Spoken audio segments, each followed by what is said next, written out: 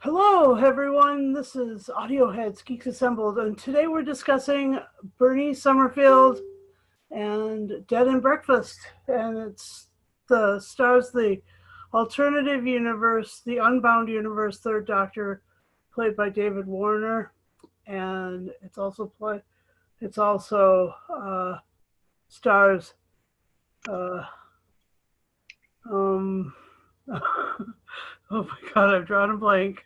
Anyway, Lisa the Bowerman. woman from all the Bernie Summerfield and and it's got these other. God, I'm just blanking. Can we start over? No, let's not start over. I'll just figure this out. Why don't we just start going around in circles? Because that's obviously what I'm doing. Yes, Dead and Breakfast about this planet with like a queen and a sword and a catacombs. And let's just start with Beef Dad Jeffrey. Just let us know all these things about it that I have screwed up so horribly. And thank you. Well, basically, Bernice and the trapped on a planet, and people who live on the planet who are a bit different have a tendency to die, so they're really up against it. Written by April McCaffrey, and it's very, very good. It's very well written. It's well directed. It's a lot of the confusion about the relationship between the Doctor and Bernice. People think that they are Mr. and Mrs. Summerfield, and that is just so comical. And the rest of the cast, I can't remember their names either. So yeah, I'm in the same situation as you are. But yeah, it's very good. I love the bits with the with the where she's working on the dig. She's a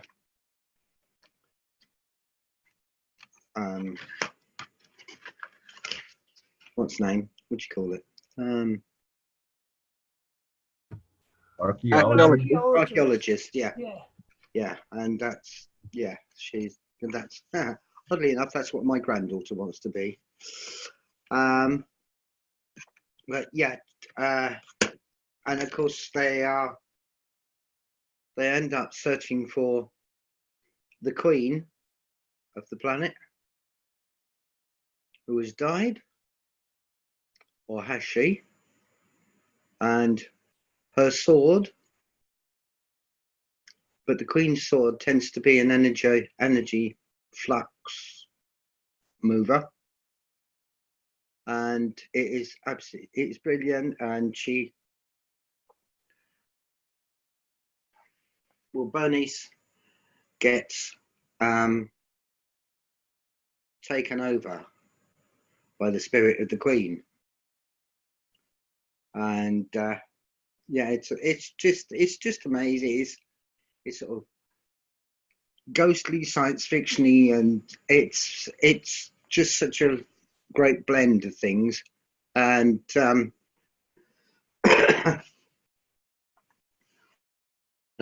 David Warner just absolutely brilliant in it. All right, thanks. How about you, Tim? What'd you think of it? I thought it was good. What I like about these sets now, I mean, we're 20 years in with Bernice Summerfield at Big Finish, and what I like about these sets is that the Doctor is there, but she's still the lead now, now. I mean, so basically you've got a Doctor being a guest star in his own in somebody else's series for a change, which is pretty cool. I mean, there's a lot of people that, I don't know, they accuse the main show of doing that nowadays, but I think that it's interesting because Bernice is still the main character in a way, and the Doctor's kind of tagging along at this time, and it puts a different spin on it. It gives you more opportunities for whatever. Like this is hilarious though, because they arrive and they're pretending to be husband and wife because they think they have to, I guess. But it's just hilarious what they get up to because they're so worried somebody's gonna find out that they're not really married, and eventually they trust this woman played by Jackie King. I forget the character's name. What was it? Yeah, she's like a cyborg. She's got one eye. And, Floor, is that the one? yeah, Floor, I think her name is. But yeah, it's a fun little runaround story. I think it's pretty good. I found it that Bernice's sadness at the end about the person she supposedly had a crush on or whatever, a bit unconvincing, because this is a woman that's bounced around throughout the universe for 20 years now, and men come and go as far as she's concerned. So that was a little unconvincing. But on the other hand, it was a good story all around for the most part. And Mr. Wilson, what did you think? How did you like this? I didn't. I'm not a fan of Bernice Summerfield. Great actress, Lisa. I don't know, but I just the character for me. That's who it is. It's Lisa Bowerman. Yes. Well, welcome to the party, Susan.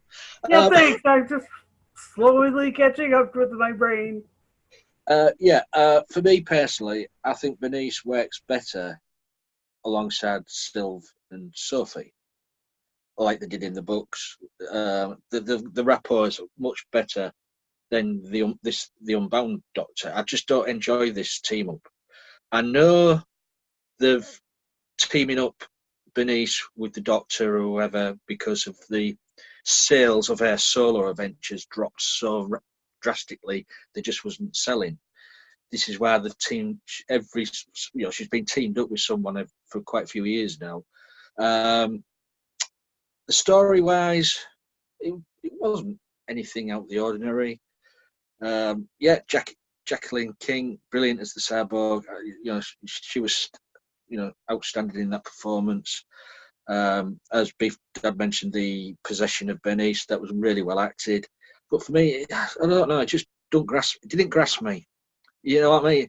It just didn't grab me by the back of that and swing me around. It didn't do anything like that. But it was just, nothing out of the ordinary, shall we say. Over to you, Susan. All right. Well, my take on this was pretty straightforward story. The beginning was all about this dig and these explorations and these excavations that they were doing, and then the middle was all about like them discovering that there was catacombs and discovering the villain or the monster Zilla, I think it was. And then the end was all about them resolving with Ryland, I think his name was too.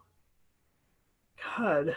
And then, finding out that he had found all the artifacts that they were looking for.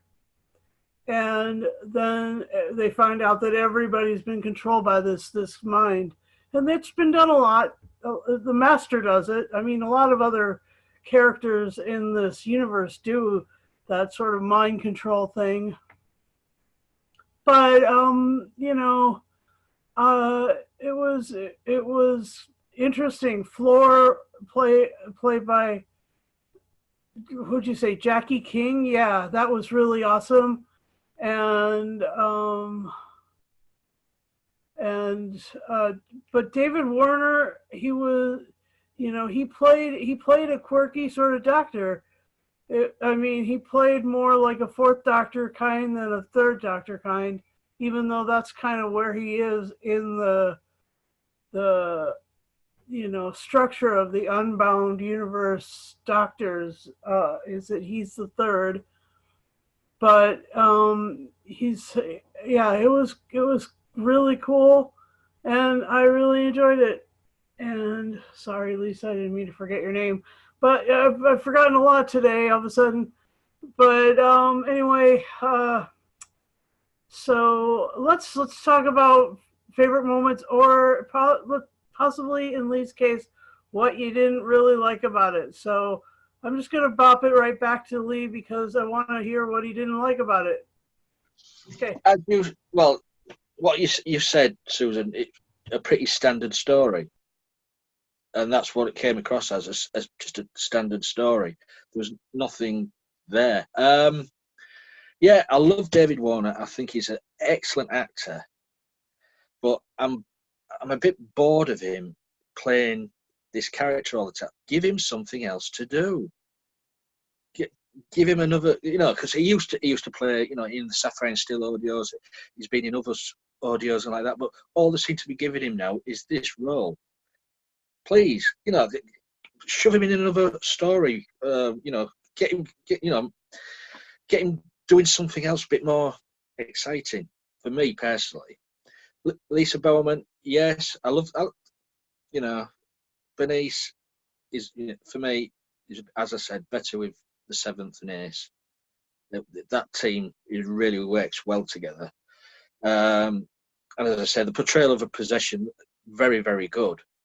I just didn't gel with me, this one. There is, to say, some bits in it what I thought we say with Jackie King as the cyborg.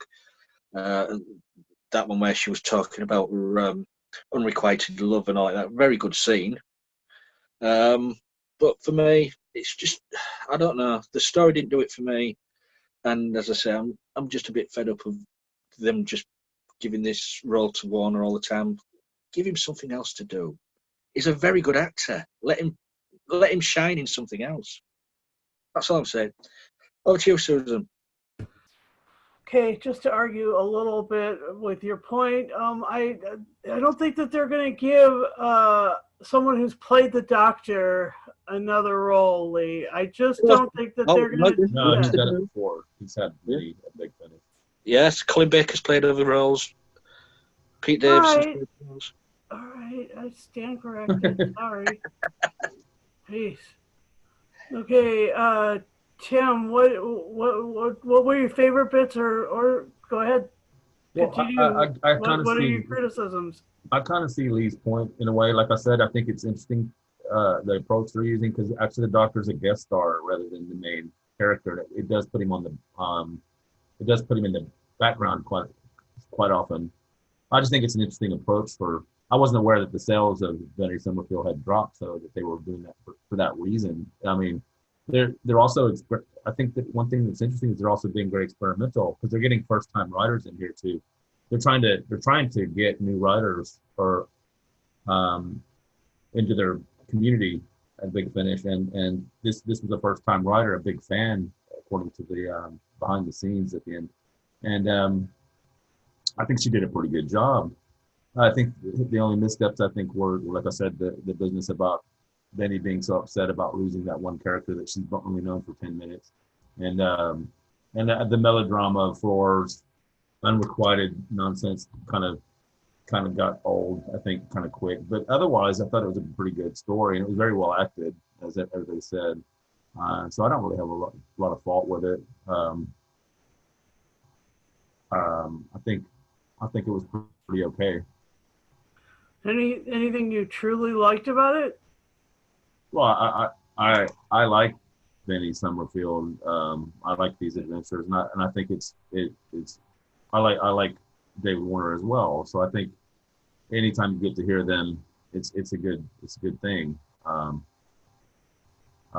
yeah, it is a bit by the numbers. I kind of get Lee's point, but it wasn't irritating though. Sometimes you have stories that are annoying. I mean, like there's been quite a few really loud, big finishes. Sometimes you're just like, God, just stop this already because it's annoying, like a cannibalist.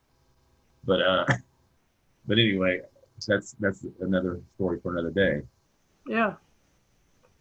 Well, thanks. And Beef Dad, what are your favorite bits about this?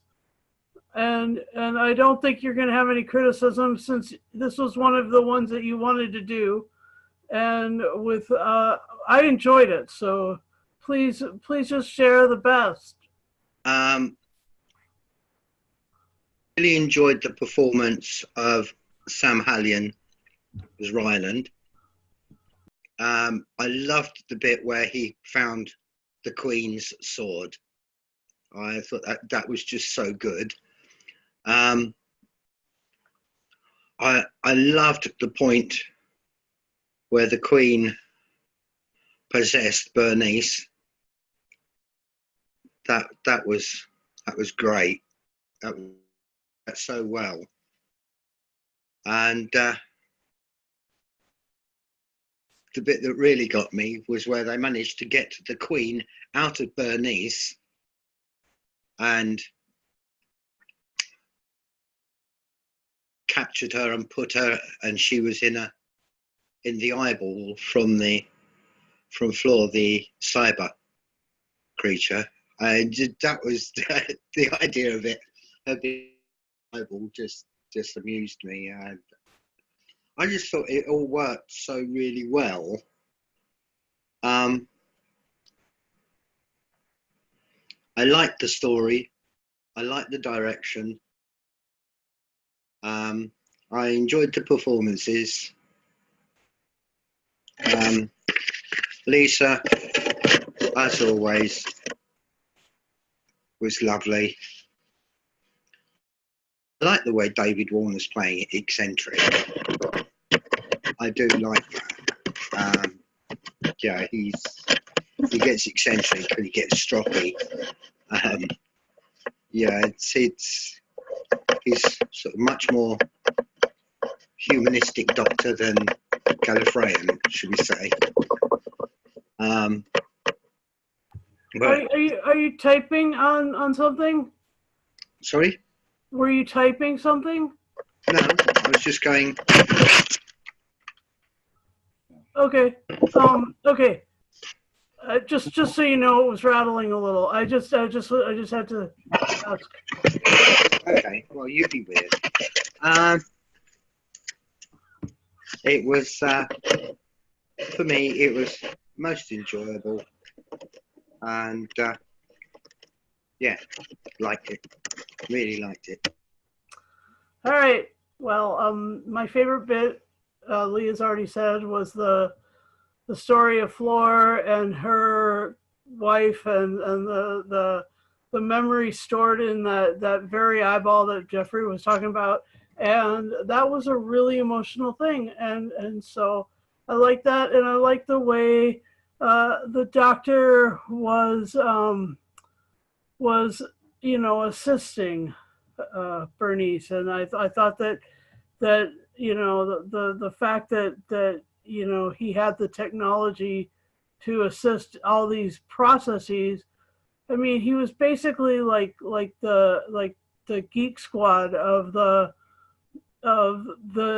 archaeological dig, and so that was fun. And I mean, sometimes you just need that. You need a geek squad. You need somebody to like, do all the tech. And I mean, that's often just a kind of a throwaway part, but in this case, it kind of was important, and he was played very eccentrically, more like I said. So anyway, I agree with Beef Dad. I really like this story, and I like Bernice Summerfield. But if if we're gonna do some more, maybe we'll have to have Lee, give some more a listen, and then choose one, that he would like to do. He doesn't want to. He's just never going to do it. Look at that face. Look at that face he's giving. Anyway, I'm gonna let's go back around. I'd like Beef Dad to give his final say and score because he liked it, and me too. So go for it. Yeah, as I say, the direction was good. The feeling was good. I got involved in the dig. I found that very interesting when they were doing the dig, and the the performances. Some of the performances were absolutely brilliant, and so I mean, for me, it gets a 9. Sweet. And how about you, Tim? What would you give this, please? I would give it an 8. I thought it was okay. Okay. Any final say? No.